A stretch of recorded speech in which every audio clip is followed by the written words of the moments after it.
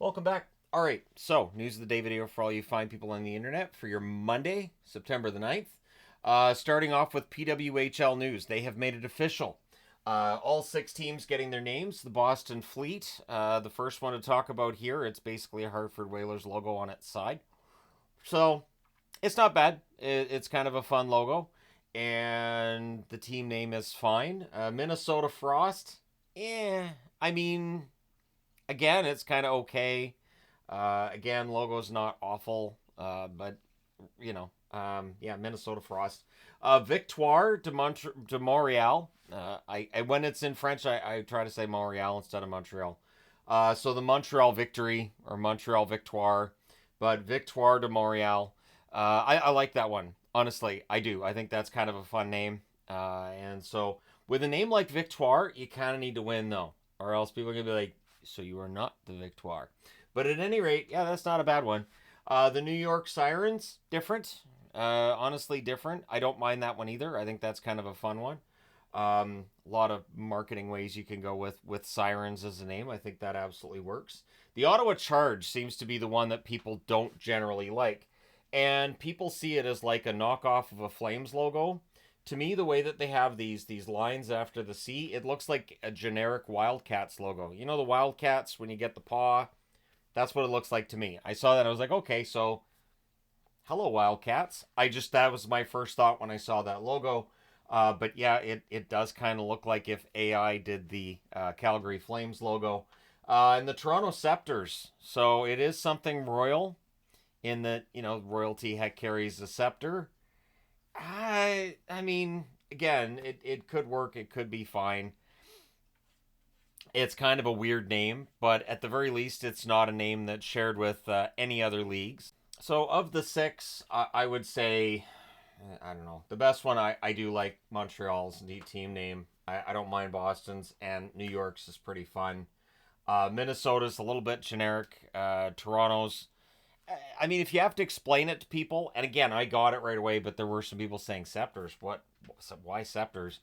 Um, if you have to explain your team name. And then again, Ottawa Charge.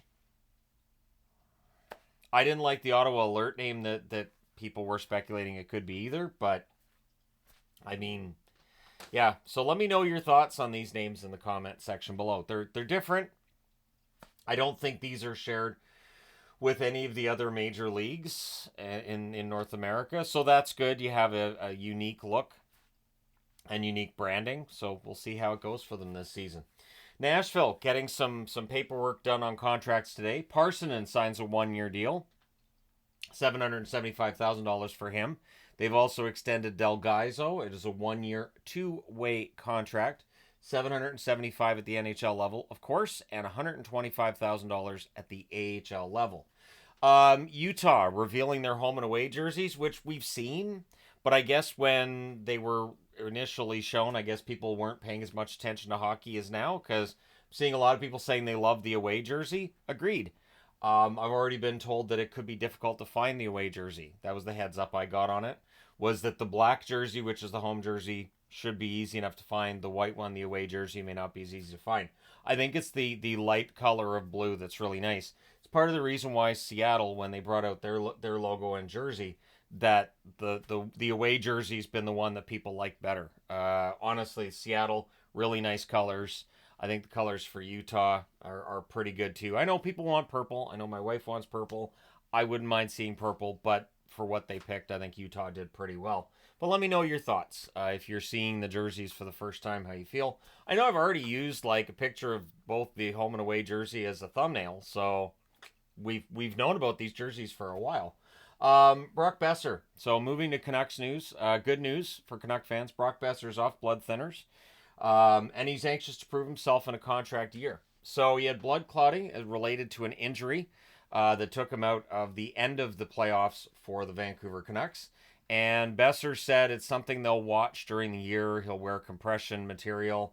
And it's just something he'll have to keep an eye on during this season.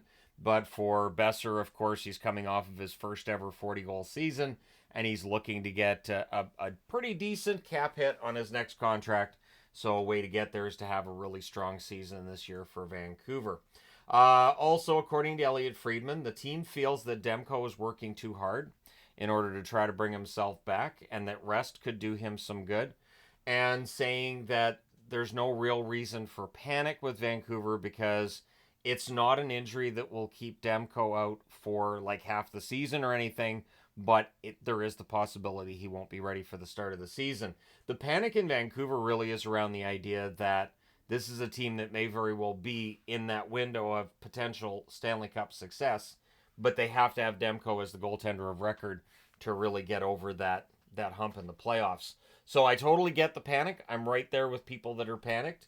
And I hope this is the case, that a little bit of rest for Demko and not pushing through an injury is going to help, but we shall see. This is a story that seems to change almost daily. Kirby Dach. So the Montreal Canadiens releasing some hype videos for players as we get set for training camp. And Kirby Dach, the hype video being posted, definitely shows he could be near 100% or at 100%. Having Dach in the lineup, along with adding Laine, that could be a huge difference to the attack. There are some that I see every now and then when I talk about Kirby Dach saying, oh, he's kind of a bust or he hasn't lived up to expectation.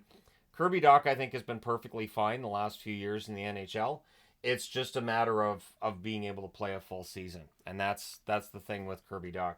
I don't view somebody as a bust if they get hurt often.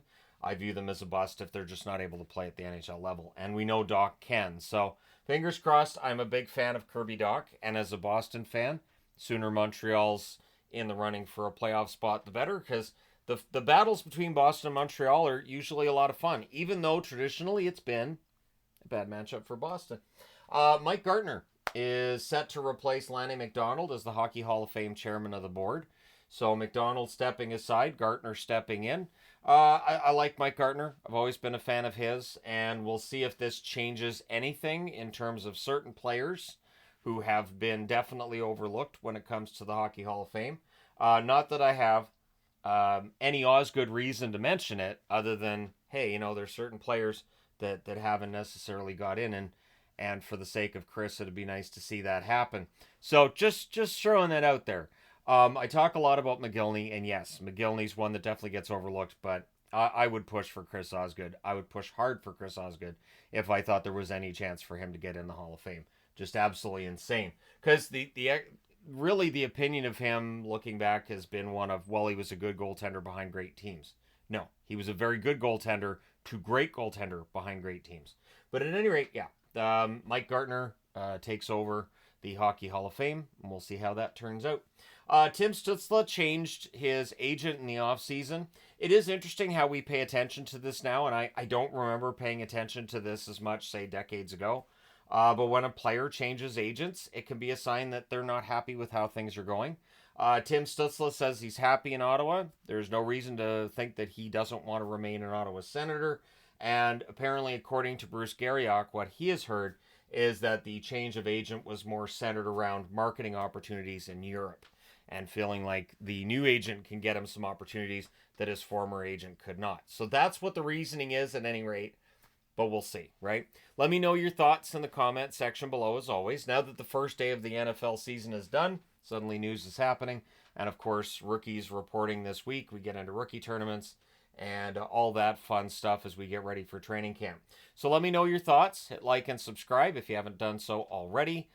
Thank you guys so much for all your support as always. I will talk to you again soon.